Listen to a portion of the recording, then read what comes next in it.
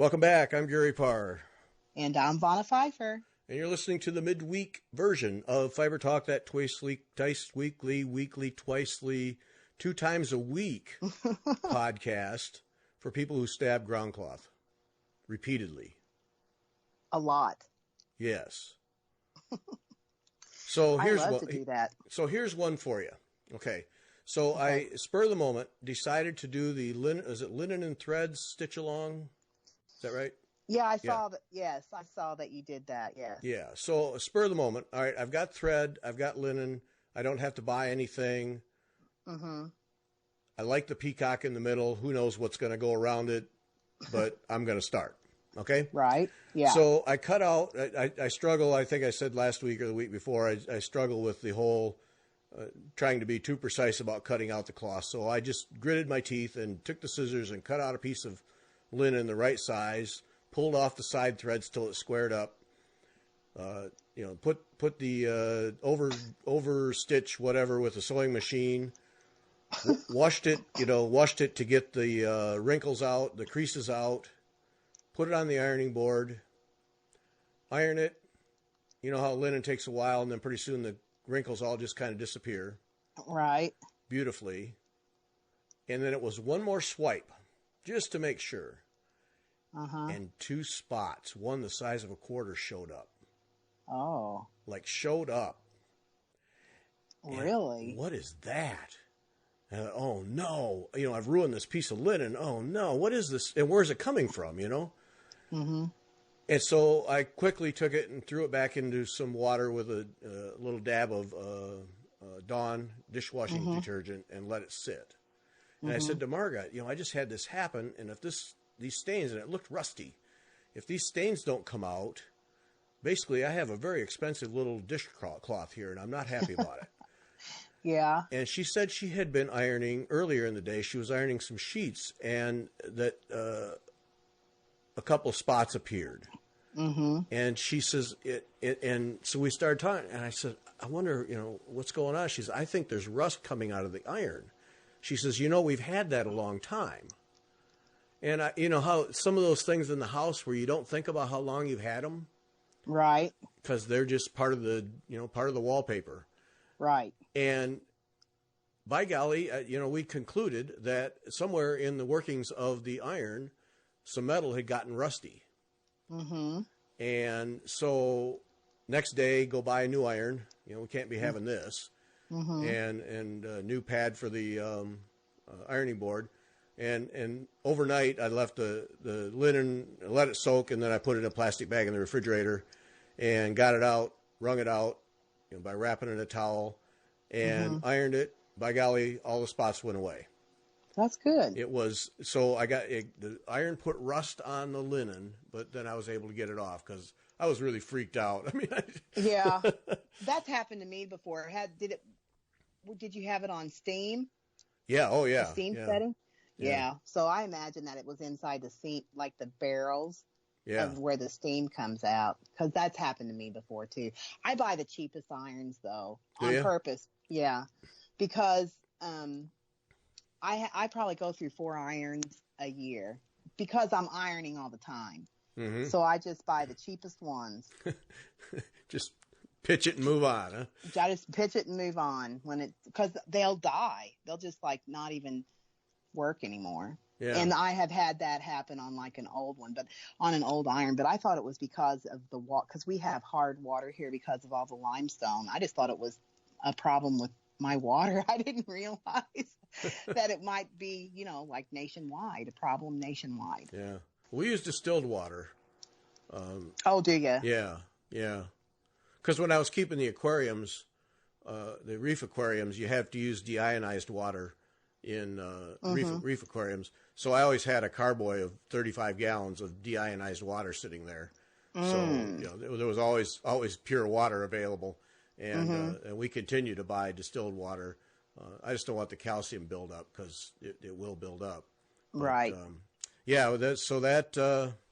I was lucky. I was ready to have to throw that piece of linen away, and that was going to hurt. But well, I want to reverse really quick back to you. You pulled the threads to make the linen square. You do that, really? Yeah. I can't help it. Oh, that cracks me up. If you see some of the things that I stitch on, Gary, you wouldn't be able to stitch on it, probably. Yeah, I do. I do. I pull it till I can pull one that goes from one end to the other on all four sides. Yep, I do. Oh, gosh. And then I put it in the sewing machine and I do whatever that stitch is that overstitches it. Yeah, I do. Sorry. Oh, that's funny. Yep. And then it goes in the Q snaps. This one anyway went in the Q snaps with felt on all sides. Yeah. And yeah, I do. And I can't stand having any wrinkles. So like, it's creased from folding up from shipping and storage and stuff.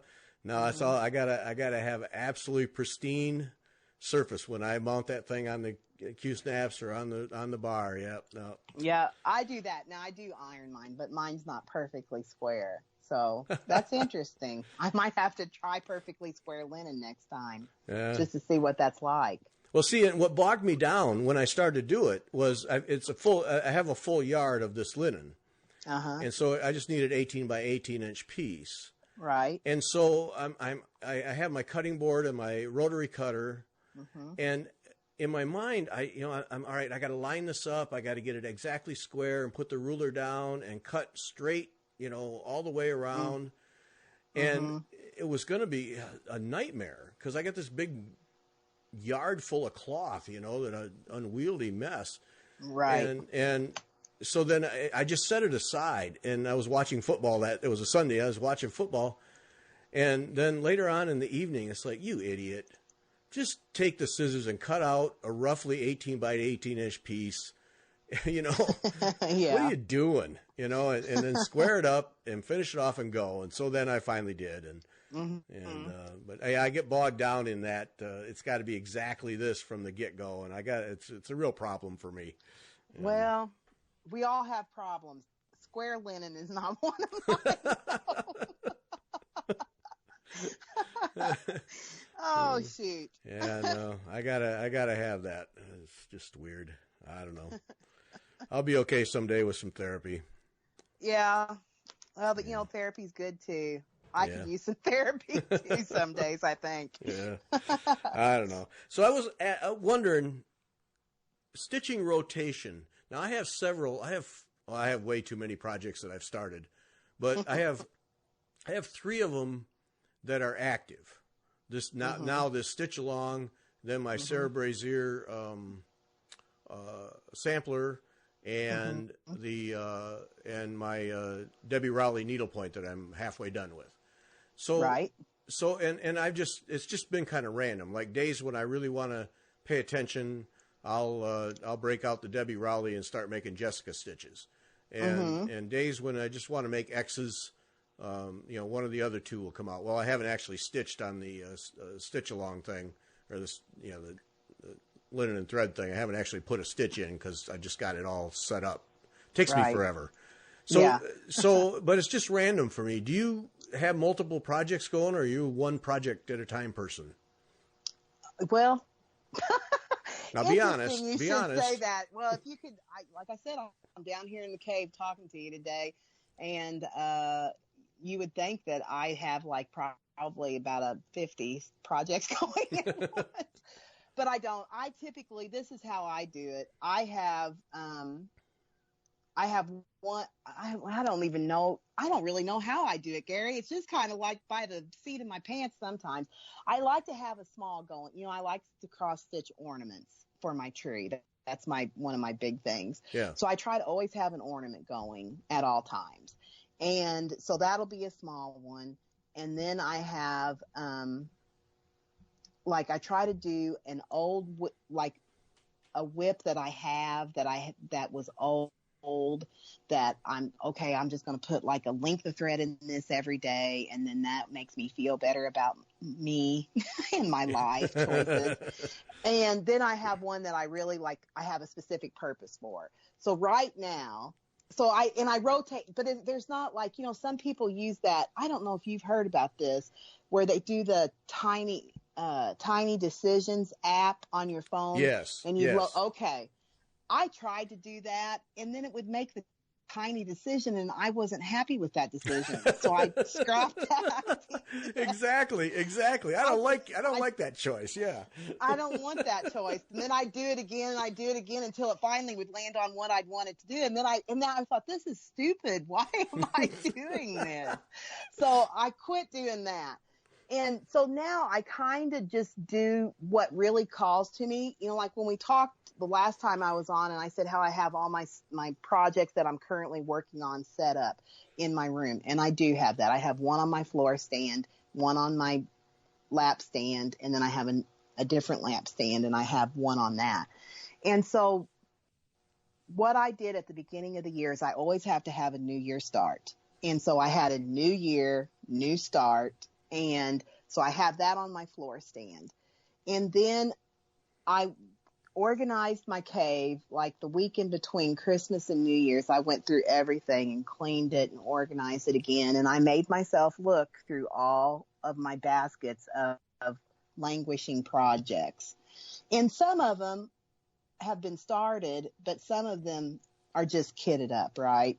Yeah, so it makes you realize that, it made me realize others are probably not as bad as I am. I'm bad about it. I'm like a hoarder. I see something. I'm like, a piece of cake. I want that cake. I'm going to get that cake. And then when the cake gets here, I think, I'm going to go with this other piece of cake, and I have all these things. So I made myself pull out one of my it's actually the longest work in progress ever. I started it when I was pregnant with Katie. So she's 21. The project is 21 years old. And I have that setting out, loaded up, setting out, staring me in the face. And then I have an ornament going. So that's how so I just set and I kind of rotate through the different ones. If like last night I sat down and I thought, oh, what do I want to stitch? And I thought, I'm going to stitch on my new project because I did your thread thing where the thread is loaded and you take one stitch. There you go. I did that and that was the only one that I had done it on. And I thought, I don't have to think about it. I'm going to pick it up and I'm going to stitch that sun. And so that's what I did. I stitched the sun last night. Excellent. And yeah. And I thought, boy, this Gary Parr trick really does work. So I did that. I went through on my other two projects and loaded up what I was going to do the next thread on the next one. So tonight, I don't know. It's like, what am I going to do tonight? I don't know. Now you've created a problem. Oops. But that's how I do it. I like to have one that's probably like one that's new, a larger, medium. I don't do like large ones all the time. But I do large, medium-sized ones that will take me a while to get done. And then I have one that is like, I thought it's close to going in the trash bin. And I think, no, I need to pull that out. And so that's what my new plan is for 2019. I've got a new one going. I'm going to always be working on a languishing project. And then I have my ornaments because I didn't get to stitch as many ornaments last year as what I wanted to. And that makes me sad because that's one of the big things that I enjoy every year is at Christmas time, putting all the ornaments that I stitched through the year on the tree. And I didn't have that many this year and it made me sad. So I'm going to try to rectify that this year.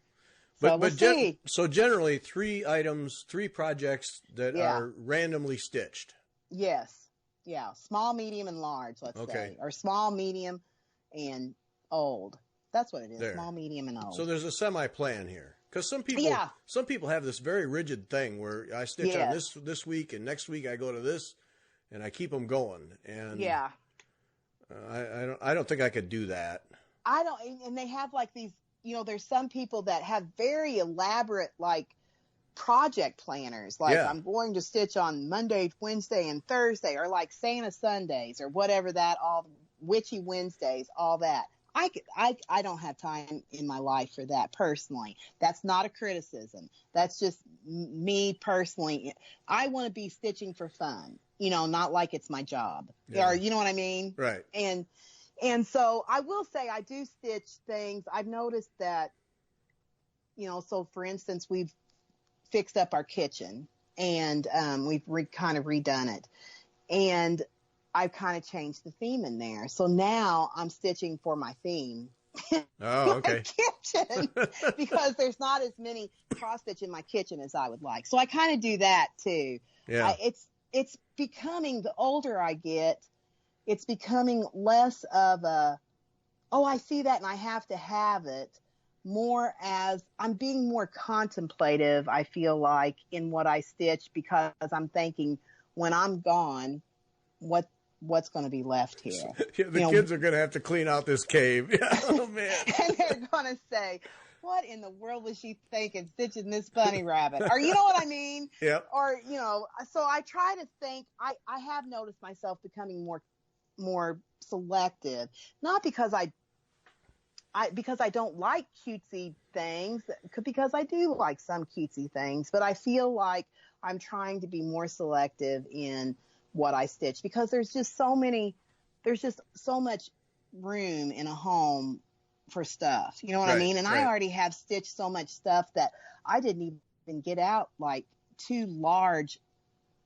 cross stitch groupings that I stitched for Christmas. I didn't even get out this year because I thought, where am I going to put those? Because I just running out of space. Right.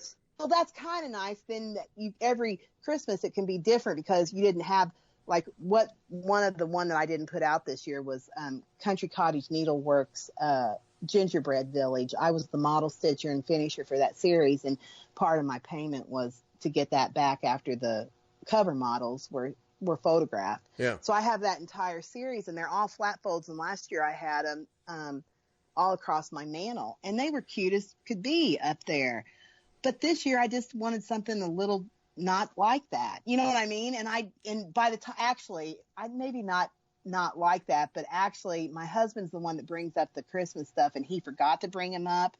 And after everything was decorated in the house, I was like, oh no, where's my gingerbread houses? And he's like, oh, I don't know, I must have been in the wrong box. And we went downstairs, and there they were safe. We hadn't lost them, but I didn't have any place for them. And I thought, that's okay, because next year I'll bring them out and it'll be like, oh yeah, it'll be, you know what I mean? Like special again. Yeah, but I don't know. That's a real plus, though. I think that every year can be different, because you have yeah. So I have a lot of stuff for Christmas. I don't have as much stuff I've noticed for winter, so that might have to be a focus stitching area here soon too, because I don't have as much winter stuff as I have. I have a lot of fall stuff, because fall is one of my favorite seasons. Fall is a holiday. So one of my favorite seasons is fall. And Christmas, I got a lot of Christmas, but I don't have much winter, and I really don't have much spring either. So I don't know. I'll have to pay more attention to that, I guess. But yeah, I'll give you some goals. Yeah, there you go. Yeah. Goals. I decided I was going to use the Debbie Rowley goal for the year and stitch every day. At least one thing every day. I've already failed, so just never mind. It's just never mind. Just forget it. I have a friend that does. She does something crafty every day. It can be stitching, it can be wool applique, it can be quilting, whatever. And I thought that, and she'll take a picture of it and every day share it to her, I think either her Facebook, maybe to Instagram or Facebook. And I thought that was kind of cool. And then I thought, but that I kind of do that anyways. You know what I mean? With my business. So yeah, that's unavoidable for you. Yeah. Yeah. Yeah. But, yeah. Well, I've already failed. So I'm sorry about that. Never. Yeah. Whatever. Whatever. Just whatever. Well, and it's, it comes back to that. I just refuse to be under pressure to stitch something. Right. I think that's what I think that's honestly what it is. Or for me it is, I know, at least, because when you say stitch along, I'm like, people can get me fired up about it. I can whip myself into a lather over anything. And then if I if I listen to people getting really worked up, like that Sarah Brazier sampler you all were, you'd hyped that up last year, and I was like, oh yeah, I'm gonna do that. I'm doing it. I remember. Yes. I mean, I was like nutso about it. I haven't even put one stitch in it. And you want to know why? Because it's the word stitch along. I get all excited about stitch along. Oh yeah, I'm going to stitch along. I'm going to do it. Yeah. And then it's just like a death knell for me in any kind of project. And it doesn't even, it can't even be said, oh, it was because of the size of Sarah Brazier. It's not that. It can be an ornament. And I would not do well if it was called a stitch along. Right. I don't know what it is. Another thing that's the death knell for me on a project is putting in the date. Like if there's a place where you can put in the year while you're stitching, I'll just put it in there big as you please. Like, yeah, I'm getting it done this year. No, that just sealed the doom. That's it. Yeah. No. Then as I'm stitching it, I'm thinking to myself, I shouldn't be putting in this date no. because this is going to just shoot me in the foot. And I'll go, oh, no. I'll think in my head, because I have a lot of conversations in my head all the time. And I'll think, oh, yeah, I'm going to get done. It's okay. I'm going to stitch it in there. No, it never works. No. It never works for me. It is always, then I will never complete it, or I'll on purpose not stitch on it in that year and wait until the next year till I have to pick it out and do it over. I don't know. That is just crazy. I don't know why I do that, but I do. That is honestly, I just cannot I can't do it. I just can't put a date on anything until that's the last thing. Yeah, it's got to be the last thing, because you sealed the deal right there. Yep, it will not make it. Yep, it's just crazy. No, I know. Yeah. Well, I know I won't keep up with the stitch along. I know I won't, because it's already 8th or 9th or whatever of January, and I've yet to put stitch 1 in. And, and then it amazes me because they announced that thing on the 1st, and I don't even think it was 2 days, and somebody posted that they had January done. Oh? It's like, really? Holy smokes. It took me 2 days just to get the stupid linen ready, Really? 2 days in an iron. So I'm not really, she had that linen and thread, Sal. They had one of those last year too. Right. Is that right? Yeah. That was a big one though. See, it was a great big long band, like a band sampler thing. It was beautiful, beautiful thing. Yes. But this time it's 18 by 18 inches. So that's why I jumped on it. I thought, and I really liked the peacock. You start in the center with a peacock, and I really liked it. And I had the threads that all grays and shades of gray, and so I thought, oh, this will be great. Plus, it's only 18 by 18. I can handle that. Yeah. Okay, we'll see. We'll see. It's the middle of January. I haven't put a stitch in yet. We'll see. I think we know. Because I've tried several stitch alongs. I never keep up with any of them ever. I just can't. I don't know what shoots me. I don't know there's something mental about it for me, and I don't know what it is, but I agree with you. I shoot myself in the foot every time too. I get all hyped up about it and excited, and then it's just like, yeah, whatever. Yeah. I don't know. I agree with you. I'm the same on that. And and I don't know. Yeah, I always just enjoy exploring the mental aspect of this, because here I just set up that thing, and I'm ready to put the first stitch in, maybe even tonight. And you know what? I really kind of feel like taking out Sarah Brazier and working on that some more. And it's like, you idiot, you just set one up, and so I don't know. But it's fun. But who cares? At some point, who cares? I mean, who cares if any of them get done, as long as they're fun? That's right. Because you can't say it's free. Because it's not free. No. But it's like, I don't know. There's something it's just like a relationship. Early days in a relationship, the chase, it's so exciting to chase.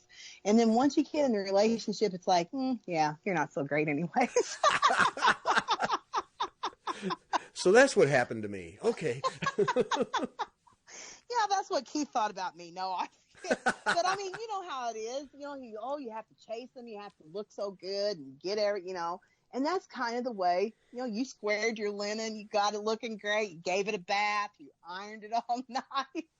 And it's perfect, Vanna. It's perfect. It's perfect. And now it's just like, who cares? And there it sits. Yep. Oh, yep. shoot. There it sits. Yeah, well. And then Debbie at Stitchville, I had ordered some stretcher bar or some Evertights. I don't know what the deal is with Evertight. She's been waiting since October for an order. Oh, so I don't know what that deal is. But I don't think she's real happy about it either. Right. But then I have 2 more charts I ordered from her.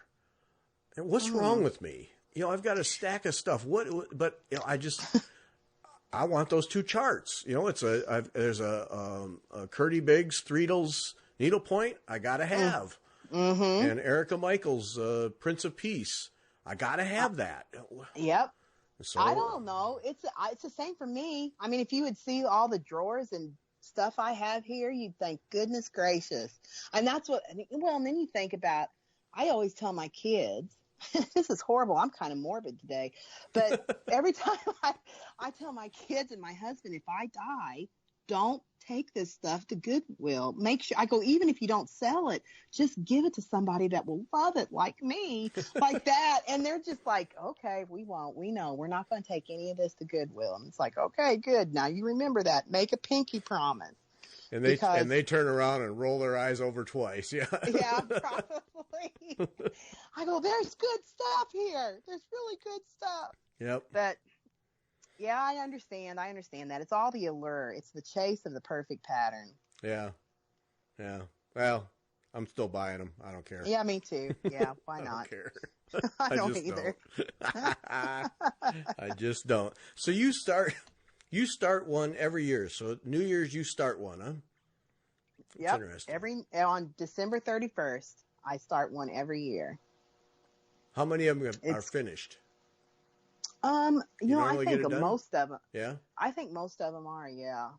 I think most of them are. I was looking at, like I said, I was looking through my things that I have languishing, and most of mine that are languishing are like almost done. And it's like, why did I stop on that? And it's usually something happened in my life, or I got busy or something like that. But I believe that usually on my ones that I start on New Year's, and that's really the only time that I do like a dedicated New Year, New Start thing. And I've done it for years.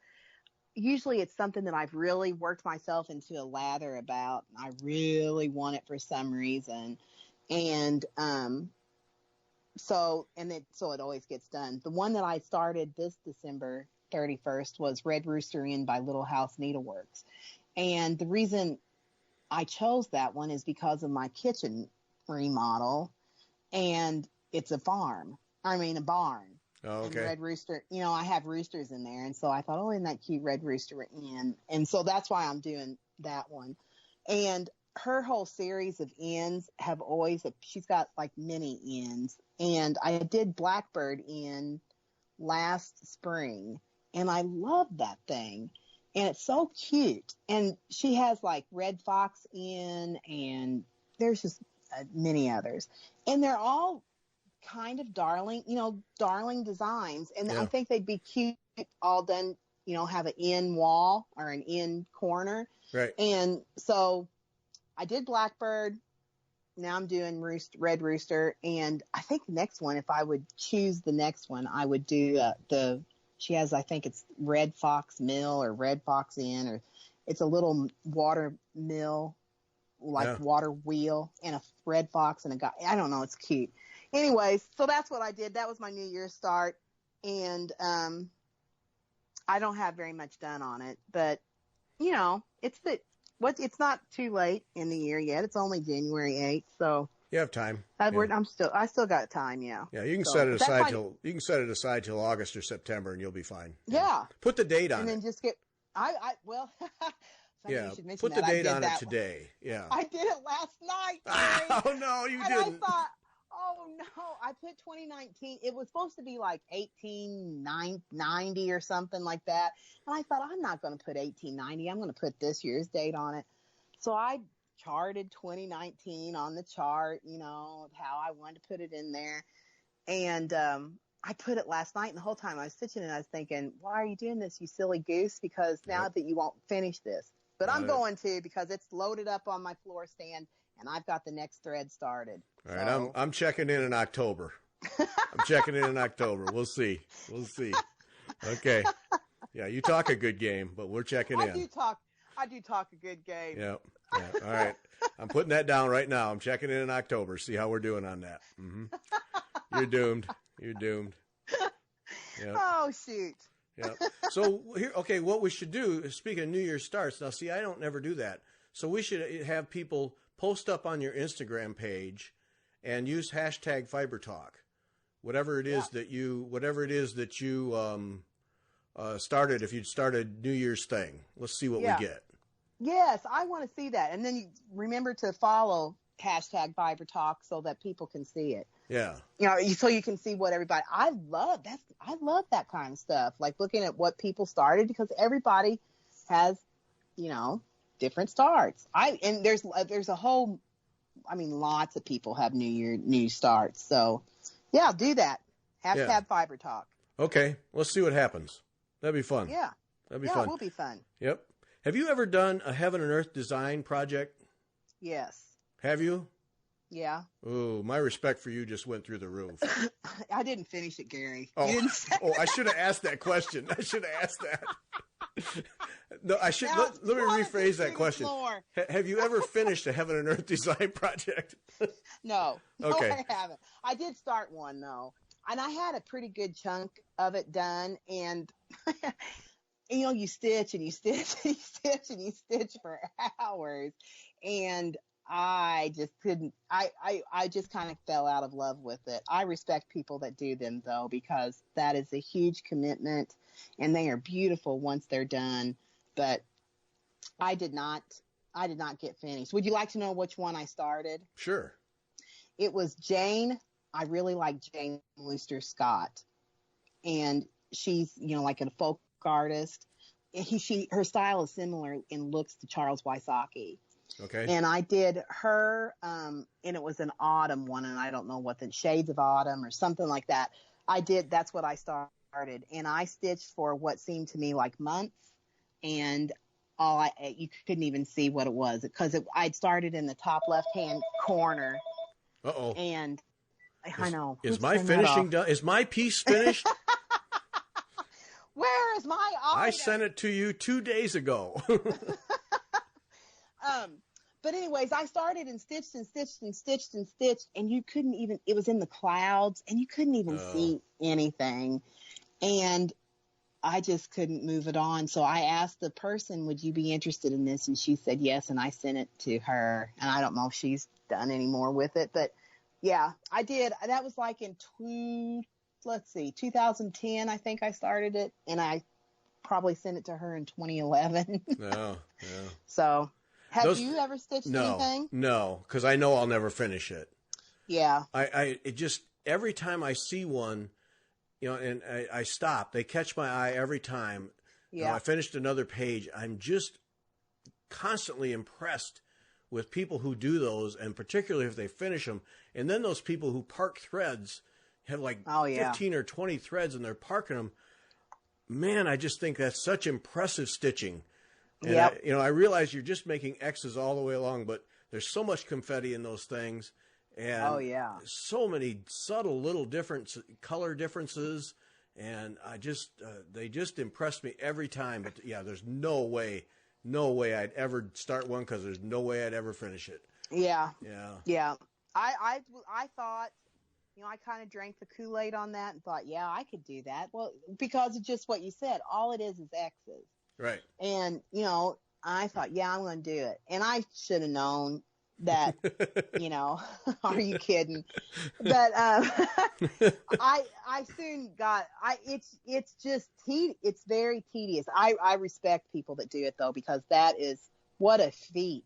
That is, because those things are like almost like a bed sheet, some of them, by the time you get done. Yeah. Yeah. So. Oh yeah. And I they're think beautiful.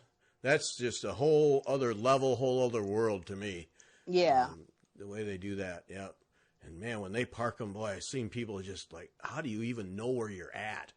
And, page after page. And I finished a page and it's like, it's like a 4x4 inch of black, you know? Right. Just, yeah, no, that's one I'll never touch. No, that's, but you know, they're beautiful, and the shading, and it's just amazing to me. Are they usually done with DMC? Is that usually what the deal is?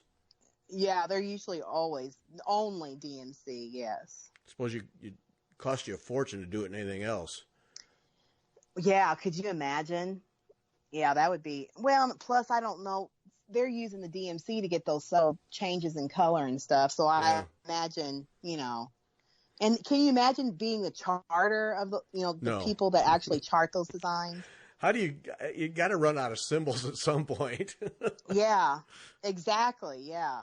And so, yeah, it's amazing. They're very amazing to me. And I think they're beautiful. And even the designs that don't like completely appeal to my aesthetic, you know, like the Halloween-y ones, or, you know, bats and vampire ones and fairies or whatever, you know, those don't appeal to my aesthetics. But even when those things are done, they're gorgeous. I mean, they're, you know, all the work that they put in it, and it's only like 2 colors, white and black, you know, but 50 shades of each, you know, and it's just amazing. So, absolute tip of the cap to people who do those. That's a different world there. Yeah. No, not going to be my cup of tea. No. No, me either. So, was wondering. This is, I don't know if I'm going to present this right or not. I always am curious about, people talk about beginner pieces. Mm-hmm. You know, all right, I'm gonna do cross stitch. I need a beginner piece. Or I'm going to do needlepoint. I need a beginner piece. Mm-hmm. And I always think, okay, but why? Why a beginner piece? If the instructions are good, and there's plenty of places to find out how to do the stitches, and with cross stitch, it's just X's. Right. So does it really matter? Is there, and I appreciate that there are like some needlepoint pieces that clearly you probably ought to have done something before that. Right. But even that, I sometimes think, if you just take your time and you're careful, you can do it. Mm-hmm. So it just, does it really matter? To me, I don't think it does. I mean, I didn't start on a beginner piece, and I didn't even have anybody tell me how to do it. I just read the instructions, and probably it was a little bit more difficult than what, a beginner piece would be. I don't even know what a beginner piece is. Well, yeah. But, I think that you need to look at it and think, can you cross stitch? I think anybody can do cross stitch. And needlepoint, now I don't know that anybody can do needlepoint, but they usually have the stitch diagrams so well illustrated that if you can poke your needle through a hole, you can do it. Yeah, you know what I mean? Yeah. Oh yeah. So I don't think that you have to have a beginner piece. And it is my belief, my own personal opinion, that we spend too much time labeling and grouping things and people. You know what I mean? Yeah. Like group it, you're a beginner, so you can only do this. Or that designer, she doesn't do the most intricate design, so she's, not as, not in this category. She's in this category. I just think that's crazy. Do what you love. That's what I do. March to the beat of your own drum.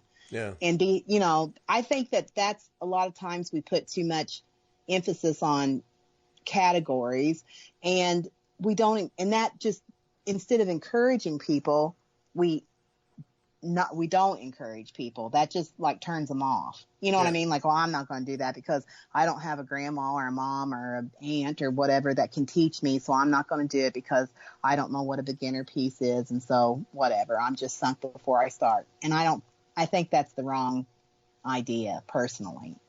I think we should encourage everybody. No, and I, if you like the piece, dive in, because exactly, the instructions anymore are good enough,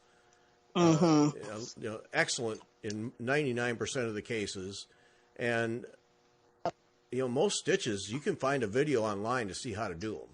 Exactly, that was what I was going to say. And if the instructions aren't any good, Google it. You'll find something from somewhere. And so it's like like needlepoint stitches, like a Jessica or Walnetto. They look incredibly intimidating. Jessicas are really quite easy. Walnettos challenge me every time till I've done a couple, but you don't do them very often, and so right.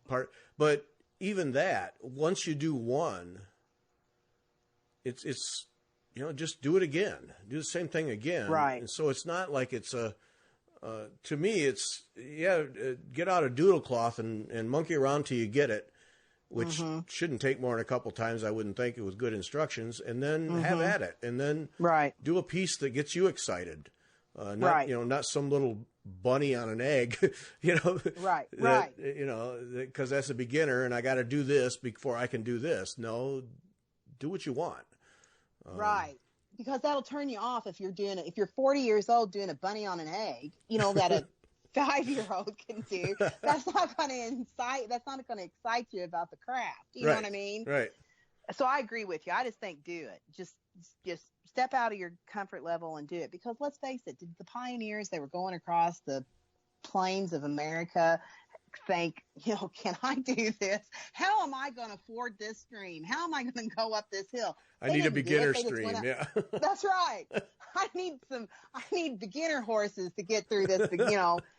You just did it. And that's what you have to be, your own pioneer and forge your own byways and highways of your life. And that's how I've always kind of looked at it. That's why, I've done everything, all of my crafty stuff that I do, I've taught myself. Nobody's taught me. And it's just that I've had a desire and I've read everything that I can read about the subject and looked up everything that I could look up. I talked to people that did it, and things like that. And I think that's what we should encourage to do. And when people ask you a question, that's why I try to, when people ask me a question, I try to always answer them quickly, respond quickly.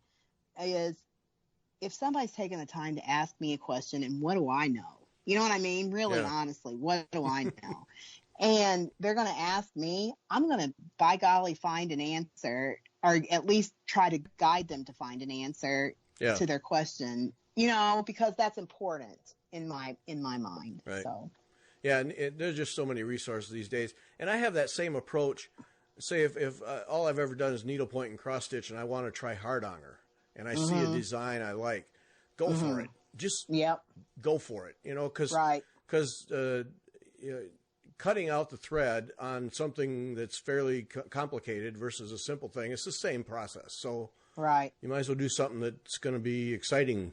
I don't know. I just always that beginner. I need a beginner project. Nah, you don't. Nah. No, you don't. No. Dig in. Right. And the linen and Ada thing versus Ada thing. Oh.